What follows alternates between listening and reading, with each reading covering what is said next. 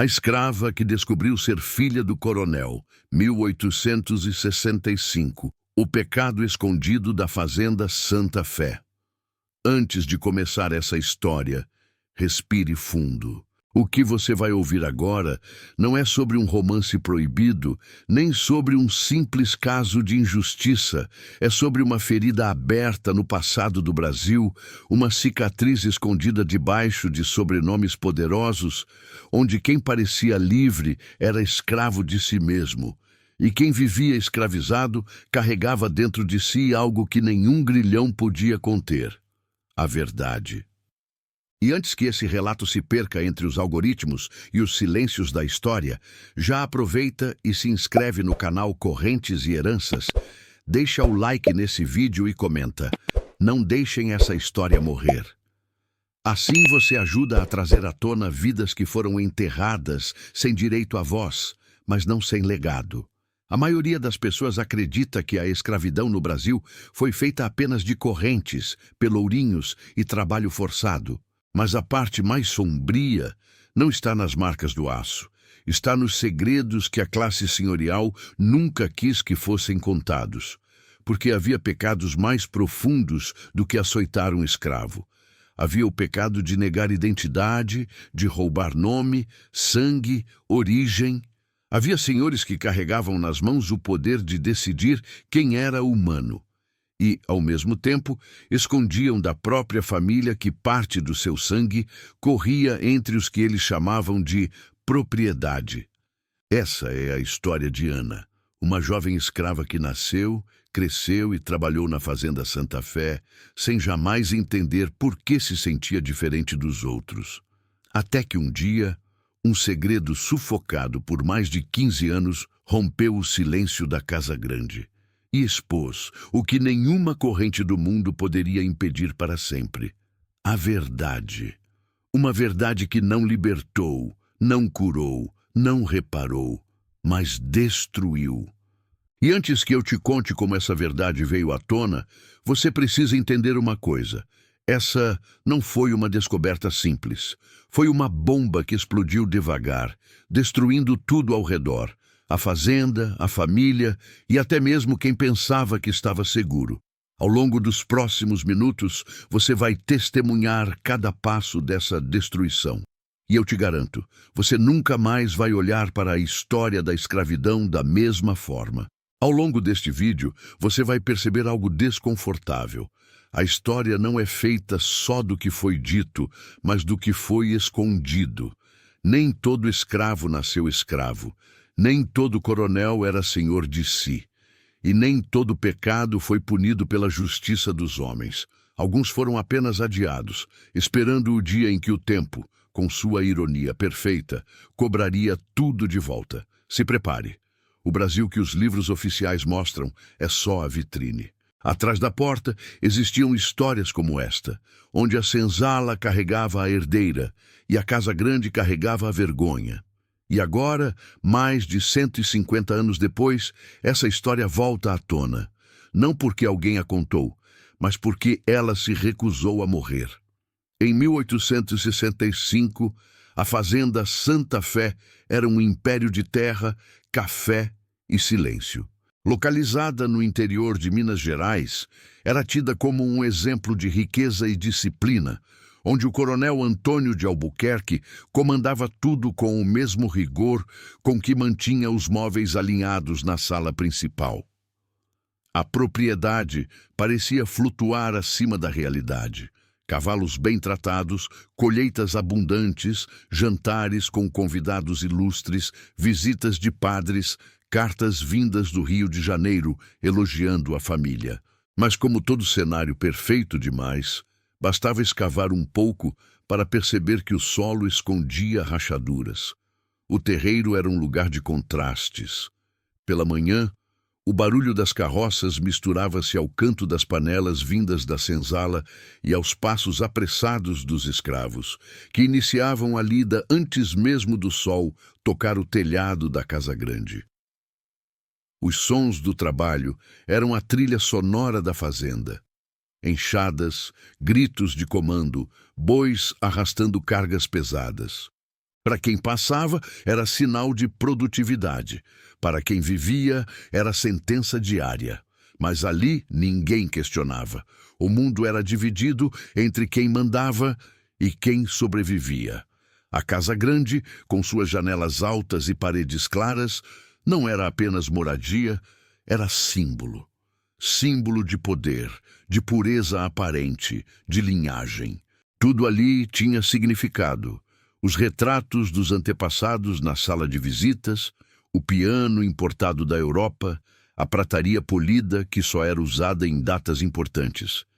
Mas também havia portas que nunca se fechavam totalmente, olhares que desviavam, cômodos onde a luz do sol parecia proibida de entrar. Um lugar onde cada objeto era exibido e cada verdade era escondida. Era comum ouvir elogios sobre a administração impecável do coronel Albuquerque, mas poucos sabiam que sua fazenda não era movida apenas por ordem, era movida por medo. O medo que ele inspirava nos escravos, nos empregados livres, até mesmo em quem se sentava com ele à mesa. Havia algo nos olhos do coronel que fazia os outros baixarem os seus. E talvez fosse esse mesmo olhar que impedia todos de perceber que por trás daquela estrutura gloriosa, algo ou alguém estava prestes a derrubar tudo. E foi exatamente ali, entre cafezais impecáveis e correntes bem escondidas, que o destino se preparou para revelar o pecado que sustentava a Santa Fé.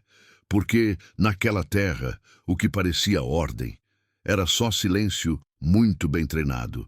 E todo silêncio, um dia, quebra. Mas antes de te mostrar quem quebrou esse silêncio, você precisa conhecer a pessoa que, sem saber, era o centro de tudo isso. E quando você entender quem ela era, vai perceber por que sua simples existência era uma ameaça. Ana nasceu na senzala, mas nunca pareceu pertencer totalmente àquele lugar. Cresceu ouvindo histórias contadas pelos mais velhos, trabalhando desde cedo como qualquer outra criança escravizada, mas havia algo nela que nem mesmo o tempo conseguia apagar. Um olhar que não combinava com submissão. Enquanto outras meninas aprendiam a baixar a cabeça, Ana tinha um jeito inquieto de observar o mundo, como se tentasse decifrar algo que os outros já tinham aceitado sem questionar. Não era rebeldia. Era como se dentro dela existisse uma pergunta que ninguém sabia responder. E você, já parou para pensar no que significa crescer sentindo que não pertence a lugar nenhum? Que algo está errado, mas ninguém te explica o quê? Fisicamente, também destoava. A pele era mais clara do que a dos demais, o nariz mais fino, os traços mais delicados. Não chamava atenção aos olhos de quem estava acostumado com aquele cenário, mas entre os escravos, onde tudo era reparado em silêncio, ela era diferente demais para passar despercebida.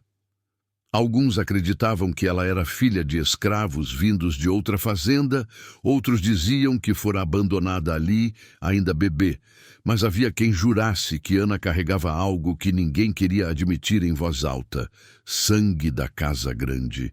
Ela não sabia explicar por que se sentia deslocada, mas sentia.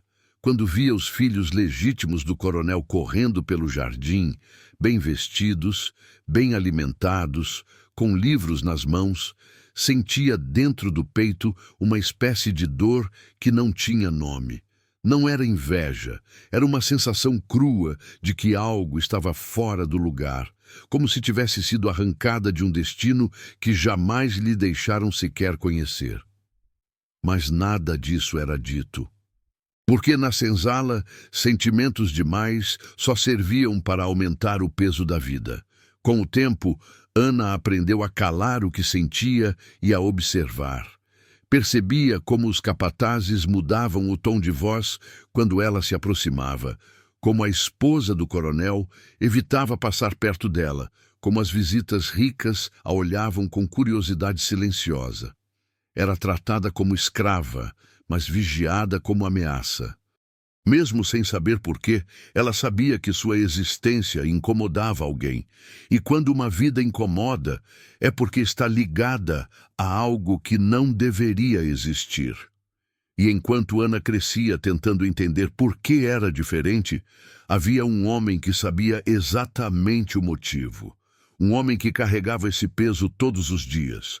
Um homem que, para o mundo, era exemplo de conduta, mas para si mesmo era réu de um crime que nenhuma lei punia.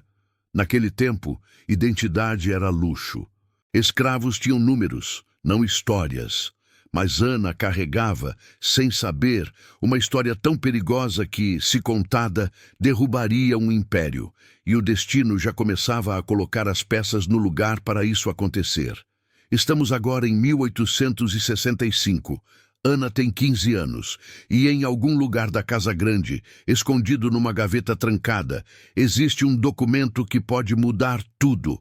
Mas antes de chegarmos a esse documento, você precisa entender quem é o homem que o escreveu e por que ele nunca conseguiu destruí-lo. O coronel Antônio de Albuquerque era o retrato perfeito do poder rural do século XIX. Autoridade na voz, orgulho no sobrenome, religião na boca e medo de Deus no discurso. Para a sociedade, era um homem de conduta, defensor da ordem, senhor de terras e de gente. Mas para quem vivia sob suas regras, ele era muito mais do que um patrão. Era uma força que ninguém ousava contrariar. Sua presença era tão marcante que até o gado parecia andar em silêncio quando ele passava. Tinha hábitos rígidos, acordava antes do sol, conferia as contas, supervisionava os escravos, controlava cada centímetro da produção. Tudo na Santa Fé tinha a marca de sua vigilância. Nenhum animal era vendido, nenhuma saca era transportada, nenhuma ordem era executada sem que passasse pelos seus olhos. Ele sabia tudo, ou acreditava que sabia. O único detalhe que escapava ao seu controle era exatamente aquele que mais o atormentava, a própria consciência. Era um homem temido até dentro de casa. A esposa, elegante, contida, educada, falava com ele como quem fala com uma divindade que pode punir com o silêncio. Os filhos não o chamavam de pai, chamavam de senhor. Sua autoridade era tão absoluta que ninguém ousava aproximar-se dele com intimidade. Ele era respeitado, mas nunca amado. E, no fundo, sabia disso. Mas havia algo que o denunciava quando ele acreditava estar só. Às vezes, ao final do dia, ficava parado na varanda olhando a fazenda como quem conta as próprias falhas. Nesses momentos, um aperto tomava seu rosto. O tipo de dor que não nasce do corpo, mas da alma. Porque o coronel carregava um segredo. Um segredo que ele acreditou poder trancar em gavetas, apagar de registros, enterrar sob as regras da fazenda. Mas o sangue não obedece à tinta, nem pecado obedece calendário. Você consegue imaginar o que é viver todos os dias vendo sua própria filha e ter que fingir que ela não existe, ter que tratá-la como propriedade, sabendo que ela carrega seu sangue? E, por mais que fingisse ser senhor absoluto de tudo, ele sabia, enquanto Ana existisse, o controle dele era fachada. E controle que é fachada, um dia cai. Mas o coronel não era o único que sabia da verdade. Na senzala, entre sussurros e olhares trocados, um rumor antigo circulava. Um rumor que ninguém ousava confirmar, mas todos sentiam ser real. E esse rumor estava prestes a ganhar força, porque alguém estava começando a fazer perguntas. Antes de continuarmos, eu preciso te contar algo que vai fazer você entender melhor essa história. Você sabia que, segundo estudos históricos, estima-se que entre 30% a 40% dos fazendeiros do Brasil imperial tinham filhos não reconhecidos como mulheres escravizadas? Isso não era exceção. Era quase uma regra silenciosa. Mas o que diferenciava um caso do outro não era a existência desses filhos. Era o que os senhores faziam com essa verdade. Alguns mantinham os filhos na senzala, mas davam tratamento especial. trabalhos mais leves, roupas melhores, proteção contra castigos severos. Outros simplesmente fingiam que não existiam. E havia aqueles que, consumidos pela culpa ou pelo medo do escândalo, vendiam os próprios filhos para fazendas distantes, apenas para não ter que vê-los todos os dias. O que tornava o caso de Ana diferente era que ela não foi vendida, não foi enviada para longe. Ela foi mantida ali, perto, visível, como uma ferida aberta que o coronel se recusava a tratar, mas também não conseguia ignorar completamente. E é exatamente por isso que o que você vai ouvir agora ganha tanto peso. Porque não foi um segredo revelado por acidente. Foi um segredo que começou a vazar. Porque alguém decidiu que era hora. Voltemos à fazenda. Estamos em 1865 e na senzala, um rumor está prestes a virar certeza. Na senzala, a verdade nunca era dita de frente. Ela era soprada.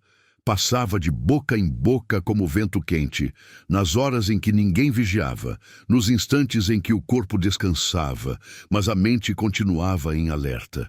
E ali existia um rumor antigo, frágil, perigoso, que ninguém ousava afirmar em voz alta, mas todos sabiam que não era invenção. Ana não era como os outros. A diferença dela não estava na força dos braços, nem na forma de trabalhar, estava em algo que não se pode esconder nem explicar: no sangue. Os mais velhos sussurravam que ela não tinha nascido na senzala, tinha sido colocada ali. Outras escravas juravam que, quando Ana era bebê, a esposa do coronel mandou afastar qualquer mulher que tentasse amamentá-la. Havia algo proibido naquele nascimento, algo que ninguém conseguia decifrar, mas muitos sentiam. Era como se a presença dela fosse um espelho que refletia uma verdade que os senhores queriam manter enterrada. Um pedaço da casa grande estava misturado com a senzala. As comparações eram inevitáveis. O jeito como ela caminhava, o formato dos olhos, o tom da pele, o porte do corpo. Ana parecia carregar uma identidade que tentavam apagar com trabalho, cansaço e silêncio, mas não apagava. Alguns diziam que ela era filha de um feito de violência. Outros acreditavam que o coronel tinha sangue mais impuro do que mostrava nos jantares de domingo. Mas todos tinham certeza de uma coisa: ninguém nasce diferente sem motivo. E a diferença dela incomodava. Os escravos a olhavam com mistura de pena e medo, os capatazes com desconfiança, a própria casa grande com incômodo contido. Porque, na lógica cruel daquele tempo, não existia espaço para alguém que fosse escrava e, ao mesmo tempo, parecesse descendente de quem mandava. Esse tipo de existência criava rachaduras na hierarquia. E toda a hierarquia se sustenta em uma mentira que não pode ser questionada. Naquela fazenda, a verdade era um animal preso numa jaula. Mas, aos poucos, ela começou a empurrar as grades. E, quando a verdade tenta sair, nada segura por muito tempo. Foi exatamente nesse momento, quando os rumores já não eram mais sussurros, mas quase gritos contidos, que aconteceu algo que ninguém esperava. Algo que transformou o boato em evidência. E você vai descobrir agora o que foi. O escritório do coronel era o lugar mais protegido da fazenda, não por trancas, mas por medo. Nenhum escravo entrava ali, nenhum funcionário livre se aproximava sem ordem. Era um território onde papéis valiam mais que pessoas, onde números e nomes eram definidos como destino. Mas o que ninguém imaginava era que, entre as pastas e livros de contabilidade, havia também um segredo que não deveria ter sido escrito. Mas estava, e foi o acaso, ou talvez o destino, que fez aquele segredo ser encontrado. Numa manhã de limpeza obrigatória, um escravo de confiança foi enviado ao escritório para tirar o pó dos móveis. Ele trabalhava em silêncio, como sempre, até que uma gaveta se abriu com facilidade demais. não parecia quebrada. Parecia mal fechada. Dentro dela havia um feixe de papéis presos com um cordão de couro. O escravo não sabia ler, mas reconhecia um documento oficial quando via registros de compra, de nascimentos, de transferências. Só que um dos papéis destoava dos demais. No topo dele estava escrito um nome, Ana. Só isso já era estranho. Escravos tinham registros de entrada, preço, proprietário anterior, idade, origem. Mas o papel de Ana não tinha nenhum desses dados. Onde deveria estar o valor da compra, havia um traço. Onde deveria estar o nome da fazenda de origem, havia espaço em branco. Era como se ela tivesse surgido do nada, ou pior, como se alguém tivesse tentado esconder de onde ela realmente veio. O escravo guardou o papel no bolso, com medo e urgência. Sabia que aquilo não era um erro. Era um perigo, um documento que não devia ter sido visto, um nome que não devia estar ali. E naquele instante, ele entendeu o que muitos já desconfiavam. Ana não era propriedade registrada. Era algo mais complicado, algo mais profundo, algo que podia destruir a Casa Grande se fosse revelado. Ele não contou a ninguém. Mas a partir daquele dia, o silêncio dele carregava mais do que medo. Carregava verdade. E verdade, mesmo escondida no bolso de um homem sem direito à palavra, continua sendo verdade. E agora chegamos ao ponto sem volta. O momento em que tudo o que foi escondido por 15 anos explode. Prepare-se, porque o que vem a seguir vai te mostrar que, às vezes, a verdade não liberta. Ela simplesmente destrói. O chamado aconteceu sem aviso. No início da tarde, quando o sol queimava a terra e o cansaço pesava no corpo, um dos capatazes atravessou o terreiro e chamou o nome de Ana. Não gritou, não bateu o chicote no chão, apenas pronunciou o nome dela como ninguém fazia, sem desprezo. E foi assim que todos entenderam que algo estranho estava prestes a acontecer. Escravos nunca eram chamados pelo nome. O nome, naquele sistema, era um direito que só pertencia aos livres. Ana caminhou em direção à Casa Grande com o coração acelerado, sentindo o chão quente sob os pés, como se cada passo fosse um aviso. Quando atravessou a porta, viu o que nunca tinha visto de tão perto. O brilho dos lustres, o cheiro forte do café recém-coado, os móveis polidos com tanto cuidado que refletiam o mundo à sua volta. Era como entrar num universo que sempre existiu por trás das paredes, mas nunca foi feito para ela. Só que, de algum modo, ela sabia que não estava ali por acaso. Na sala principal, o coronel estava sentado, rígido, com um semblante que não combinava com autoridade. Combinava com peso. Ao lado dele, a esposa, com as mãos cruzadas e o olhar ferido, mas cheio de veneno contido. Não houve apresentação, nem ordem, nem explicação. Só silêncio. Um silêncio tão denso que parecia engolir o ar. E naquele instante, Ana percebeu, ela não estava ali para servir, mas para ser julgada. O coronel não olhou para ela como se olha uma escrava. Olhou como alguém que tenta reconhecer o próprio erro em outro rosto.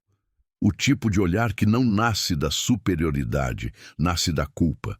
Foi um instante rápido, mas intenso o suficiente para fazer o mundo de Ana tremer por dentro.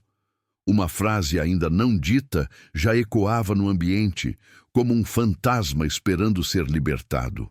Naquele momento, a Casa Grande não sabia o que fazer com ela. E Ana, sem entender ainda, sentiu que seu destino não estava mais na senzala, mas também não pertencia àquele lugar. Ela era uma pergunta viva, que ninguém queria responder.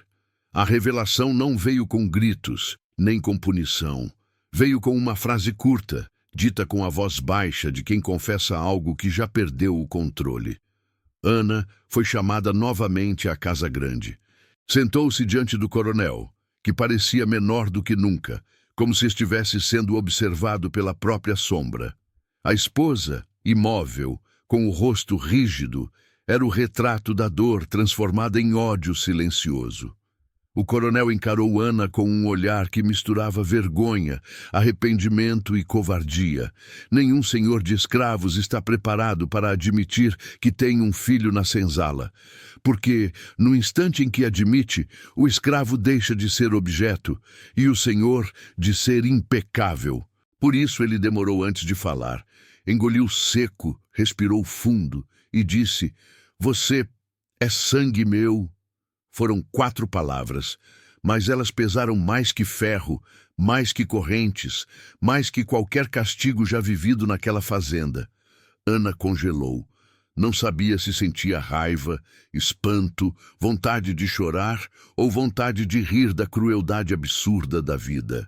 O homem que ela serviu, que ela temeu, que ela respeitou por obrigação, era o homem que deveria tê-la reconhecido desde o nascimento. Mas, ao invés disso, ele a jogou para viver como escrava. Não por falta de amor, mas por excesso de covardia. Porque naquela sociedade, assumir a verdade significava destruir a própria reputação. E o coronel preferiu salvar o próprio nome, mesmo que isso custasse a alma da filha. Pare e pense comigo. Você consegue imaginar o que é descobrir, aos 15 anos, que sua vida inteira foi uma mentira? Que você tinha direito a um nome, a uma família, a uma identidade, mas tudo isso foi roubado de você por covardia? A esposa quase não respirava. A verdade era faca. Não doía só pela traição, doía pela prova viva da desonra. E, naquele instante, Ana entendeu algo terrível. Ser filha do coronel não a libertava. A colocava numa prisão ainda maior. Ela não era escrava o suficiente para ser ignorada, e não era filha o suficiente para ser reconhecida. Ela não ganhou um pai naquele dia. Ganhou um rótulo, pecado com nome próprio. E todo pecado escondido, quando recebe nome, começa a cobrar. Mas a história não termina aqui. Na verdade, é aqui que ela começa a desmoronar de verdade. Porque havia alguém naquela sala que não ia simplesmente aceitar essa verdade em silêncio. E o ódio dessa pessoa seria tão destrutivo quanto a própria revelação. Se a revelação destruiu algo dentro de Ana, na esposa do coronel ela acendeu algo ainda mais perigoso: ódio silencioso. Dona Helena era uma mulher moldada para ser esposa perfeita, postura impecável, palavra educada, sorriso controlado, fidelidade ao marido e aparência de santidade. Mas o que ninguém dizia em público era que, naquela época, o casamento era mais contrato do que afeto.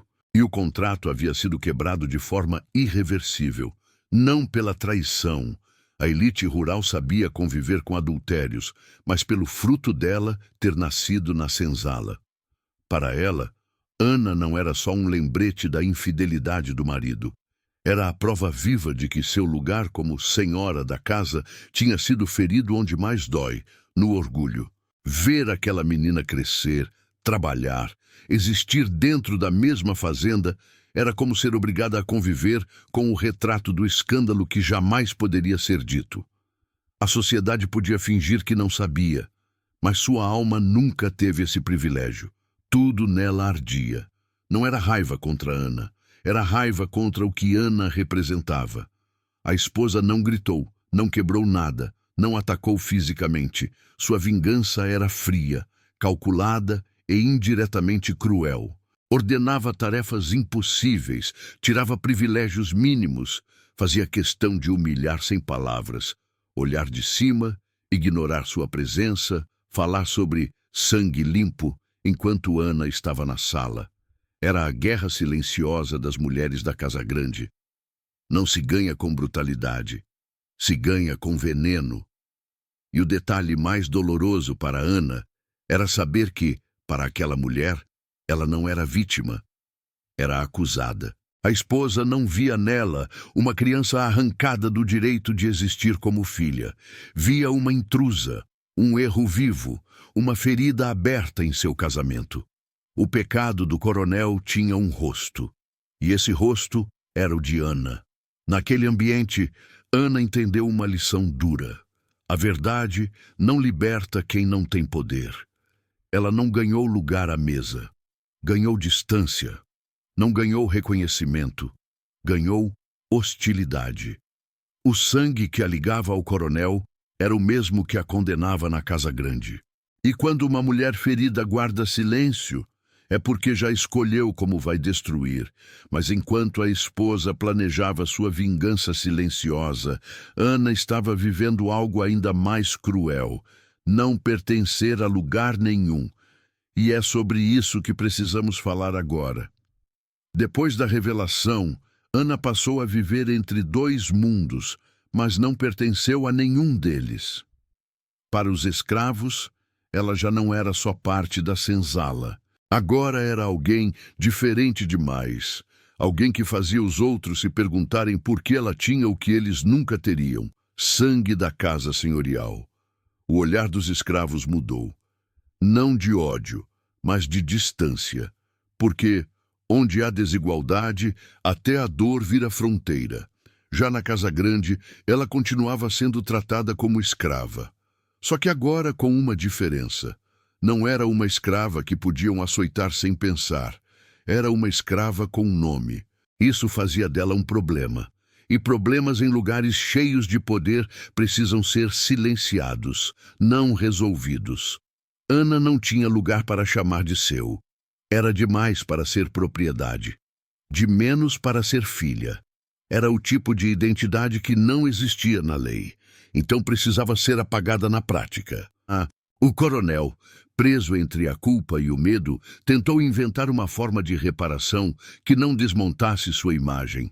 Tratou Ana com certa proteção, deu-lhe roupas melhores, atirou de algumas tarefas pesadas, mas nunca pronunciou a palavra filha em público. Era seu jeito covarde de tentar acertar sem pagar o preço.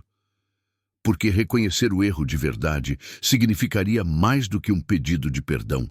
Significaria libertar Ana. E ele não estava disposto a enfrentar a sociedade ou sua própria consciência até esse ponto. Ana, por sua vez, começou a carregar uma dor que não tinha nome. Não sabia o que escolher, porque não tinha escolha. Se aceitasse ser apenas escrava, negaria seu sangue. Se exigisse ser reconhecida, seria tratada como ameaça. Sua identidade era um nó feito com duas cordas que se enforcavam mutuamente. Ela não queria ouro, nem terras. Queria apenas resposta para uma pergunta que nenhuma lei respondia. Se ele é meu pai, por que me deixou crescer como escrava? E essa pergunta, por si só, derrubaria qualquer grandeza inventada. Mas o peso dessa pergunta não destruiu apenas Ana. Destruiu também quem deveria ter respondido desde o início. E agora você vai ver como um homem poderoso pode desmoronar. Não por perder terras, mas por perder a paz. O coronel Antônio de Albuquerque sempre acreditou que o poder era feito de silêncio, que homens fortes não precisavam explicar nada, apenas mandar. Até o dia em que ele percebeu que não era mais obedecido por respeito, e sim por medo. E o medo, diferente da autoridade, não sustenta ninguém por muito tempo. Depois da revelação, o coronel começou a definhar de dentro para fora. Trabalhar deixou de ser rotina, mandar deixou de ser prazer, dormir passou a ser batalha.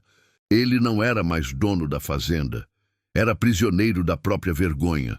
O que destruiu o coronel não foi o olhar dos outros, foi a consciência.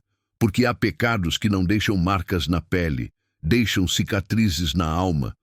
Tudo o que ele construiu com orgulho virou lembrança amarga.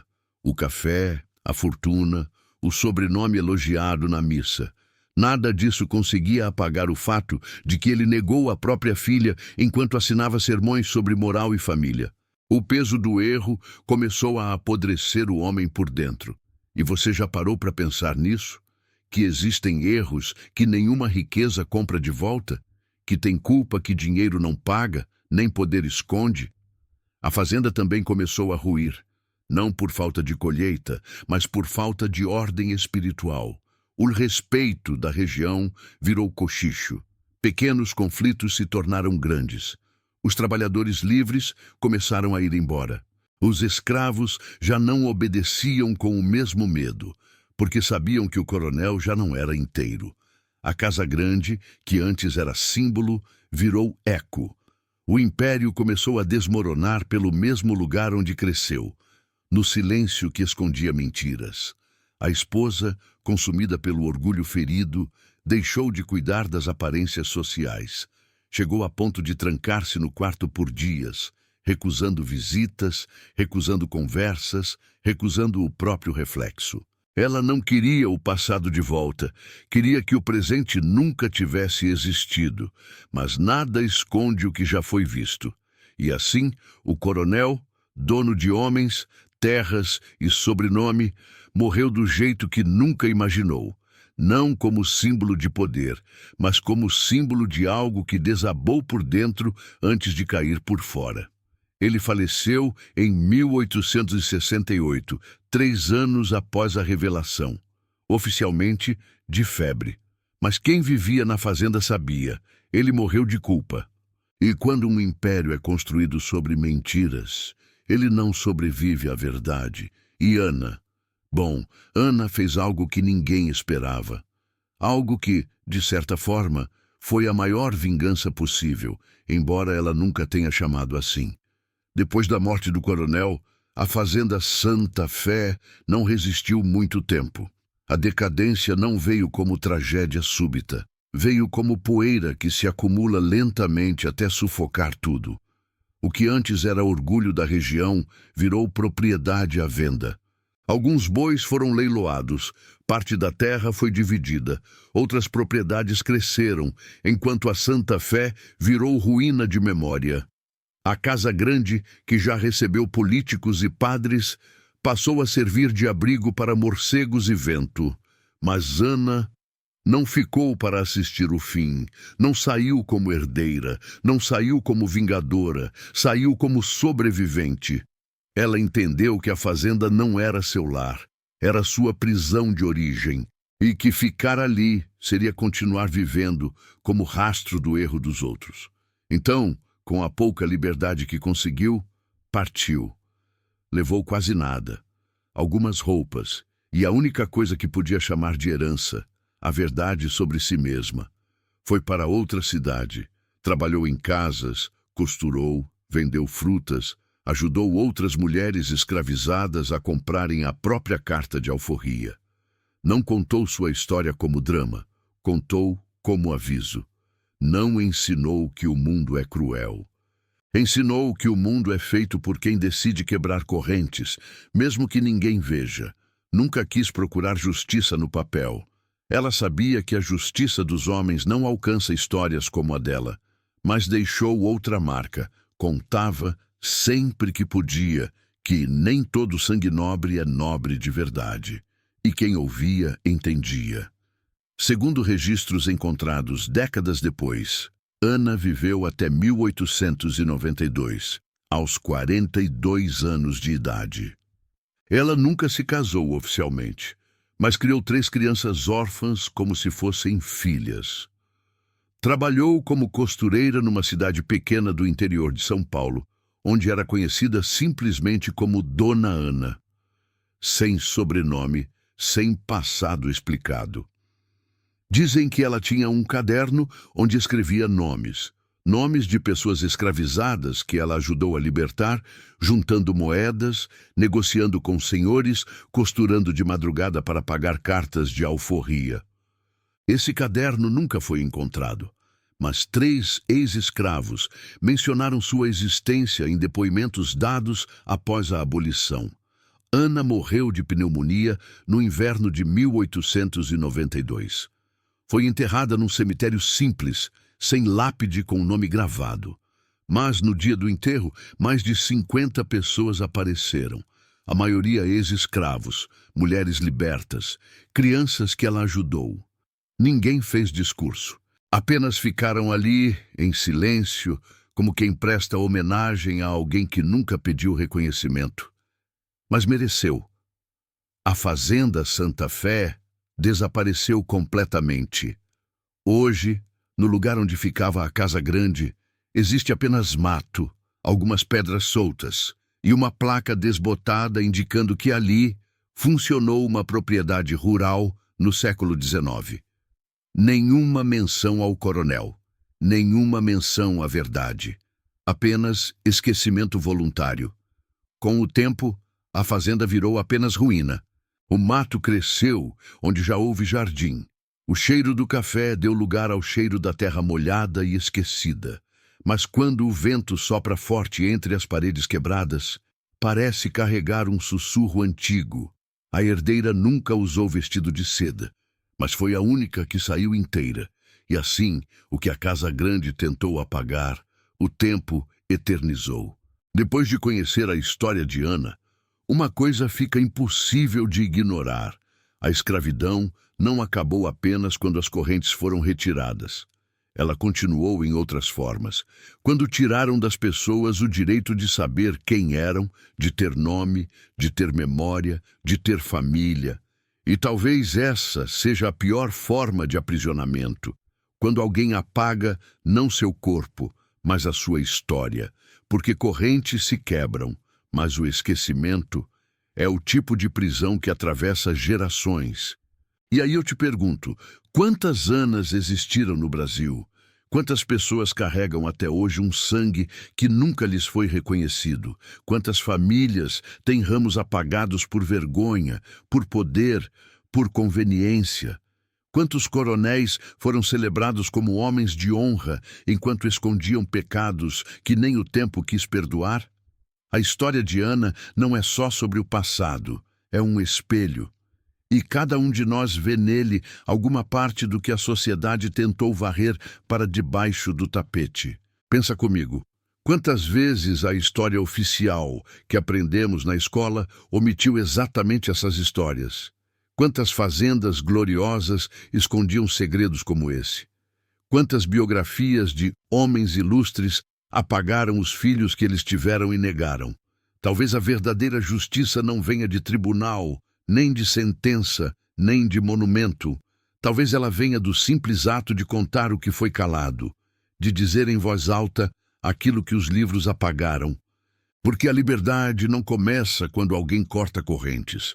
Começa quando alguém encontra a própria voz. E agora eu te pergunto diretamente: o que você faria se descobrisse que a sua história, a sua origem, a sua identidade foi escondida pela conveniência de outra pessoa? Você aceitaria o silêncio ou escolheria fazer da verdade um caminho, mesmo que ninguém aplaudisse? Ana escolheu o segundo caminho. Não gritou, não se vingou, não esperou que a justiça viesse de cima. Ela simplesmente viveu. E ao viver da forma que viveu, ajudando outros, contando sua verdade, recusando-se a desaparecer, ela fez algo que o coronel nunca conseguiu. Deixou um legado que não dependia de terra, dinheiro ou sobrenome.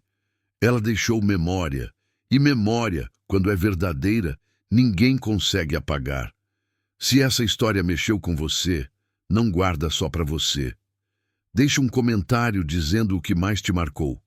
Foi a dor, a revelação, a coragem ou o destino final da fazenda? Eu quero ler a sua percepção, porque é assim que esse canal cresce, com gente que sente, pensa, compartilha. E me diz uma coisa, você conhece alguém na sua família que tem uma história parecida? Alguém cujo passado foi apagado, escondido ou nunca foi contado? Porque eu aposto que muita gente aqui assistindo tem, na própria árvore genealógica, um ramo que foi cortado por conveniência. E talvez seja a hora de começar a fazer as perguntas certas. E se você quer continuar ouvindo histórias que foram enterradas, apagadas ou distorcidas, já se inscreve agora no canal Correntes e Heranças, ativa o sininho e deixa o like nesse vídeo. Aqui, a gente não conta só o que aconteceu, a gente revive o que foi silenciado. E enquanto existir uma história como a de Ana, esse canal vai existir para contá-la.